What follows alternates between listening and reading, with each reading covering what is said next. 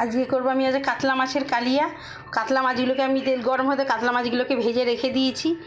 কাতলা মাছগুলো ভেজে রেখেছি। কালিয়া করতে লাগছে আমার পেঁয়াজ বাটা, টক দই, কাজু বাদাম গুঁড়ো, কাঁচা লঙ্কা বাটা, নুন, মিষ্টি আর একটু হলুদ গুঁড়ো। আগে আমি তেলটা গরম হয়ে গেছে, আমি তেলের মধ্যে আগে দিয়ে দিলাম পেঁয়াজ বাটাটা দিয়ে দিলাম। পেঁয়াজ বাটাটা দিয়ে দিলাম আমি তেলের মধ্যে।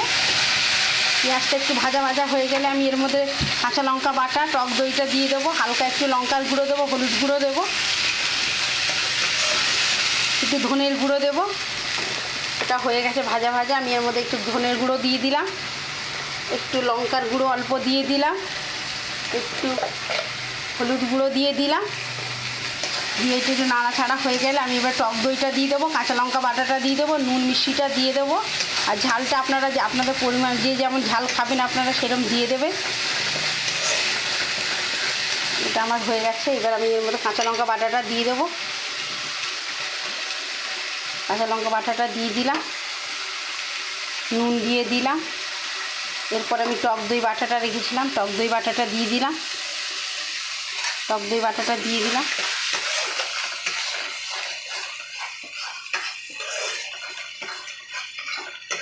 এবার আমার একটু কষা কষা হয়ে গেছে। এবার আমি একটুখানি এর মধ্যে চিনি দিয়ে দিলাম।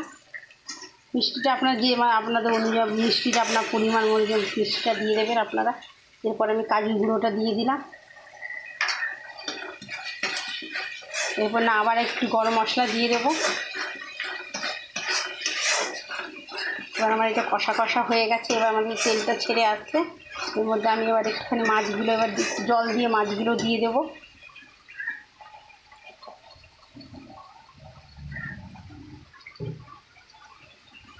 এরপর আমি একটু এর মধ্যে জল দিয়ে দেবো।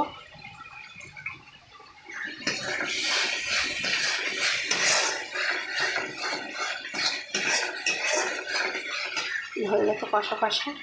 এবার একটু আমি এর মধ্যে জল দিয়ে দেবো। জল দিয়ে এবার মাছগুলো আমি এর মধ্যে দিয়ে দেবো। এর মধ্যে একটু এবার মাছগুলো আমি এর মধ্যে ফুটে যাচ্ছে টকবক করে। এবার আমি মাছগুলো দিয়ে দেবো। গরম মশলাটা দিয়ে দেবো এর মধ্যে। মাছগুলো সব ঢেলে দিলাম এর মধ্যে।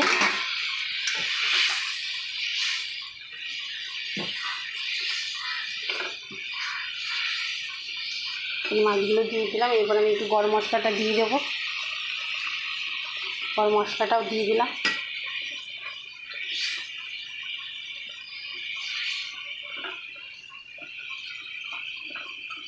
গরম মশলাটা দিয়ে দিলাম।